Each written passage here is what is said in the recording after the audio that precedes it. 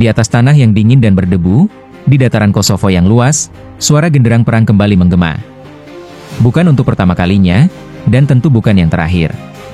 Tapi disinilah, nasib Balkan dipertaruhkan sekali lagi. Tahun 1448, dua kekuatan besar bersiap saling membinasakan. Satu membawa bendera salib, yang lain mengangkat panji bulan sabit.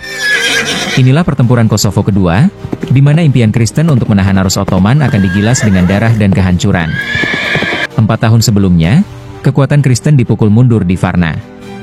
János Hunyadi, pahlawan Kristen dari Hungaria, berhasil selamat dari kehancuran itu, tapi ia tidak pernah lupa. Dendamnya membara. Ia bersumpah akan menebus kekalahan itu. Maka ia mulai merancang serangan balasan. Bukan hanya untuk membalas luka, tapi untuk menyelamatkan Balkan dari cengkeraman Utsmaniyah yang semakin erat. Di musim panas 1448, Hunyadi mulai membentuk koalisi. Ia mengirim utusan ke Wallachia, Moldavia, Bosnia, dan bahkan ke Bohemia dan Jerman. Namun dukungan tak sebanyak dulu. Banyak yang masih trauma akan kehancuran di Varna. Tapi ia tetap melangkah, mengumpulkan sekitar 30.000 prajurit, gabungan bangsawan, tentara bayaran, dan milisi yang percaya akan misinya. Di sisi lain, Sultan Murad II tahu. Ia tahu dendam itu akan kembali. Maka ia siapkan pasukannya, bahkan sebelum musuh bergerak. Janissary, infanteri elitnya, dilatih tanpa ampun. Sipahi, kavaleri ringan Ottoman, berkuda melintasi Anatolia, menunggu panggilan perang. Murad tak hanya ingin menang. Ia ingin menghabisi Hunyadi, untuk selamanya. Hunyadi dan pasukannya mulai bergerak ke selatan. Mereka berharap Serbia, yang pernah jadi sekutu Kristen, akan membantu. Tapi despot Serbia, Pura Branković, diam.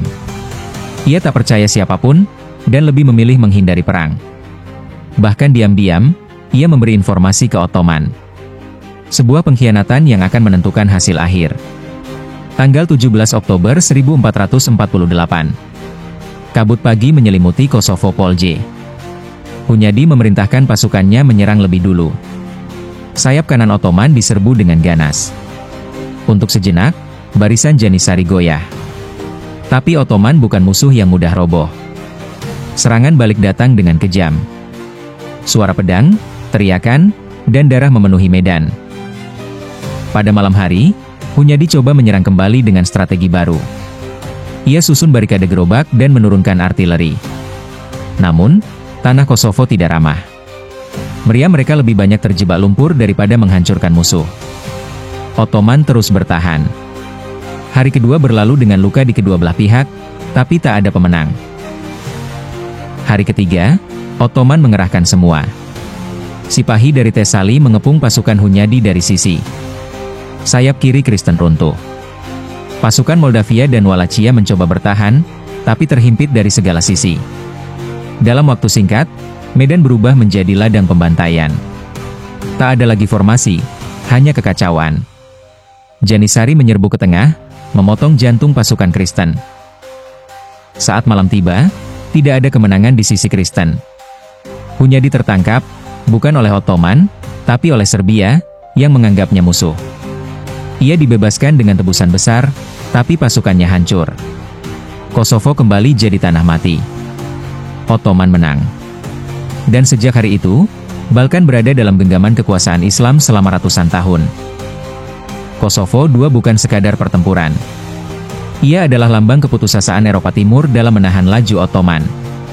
Kemenangan Murad II membuka jalan bagi cucunya, Mehmed II, untuk menaklukkan Konstantinopel hanya 5 tahun kemudian.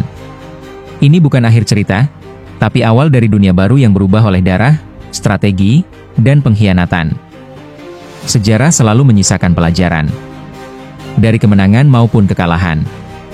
Dari darah yang mengalir, hingga keputusan yang mengubah dunia.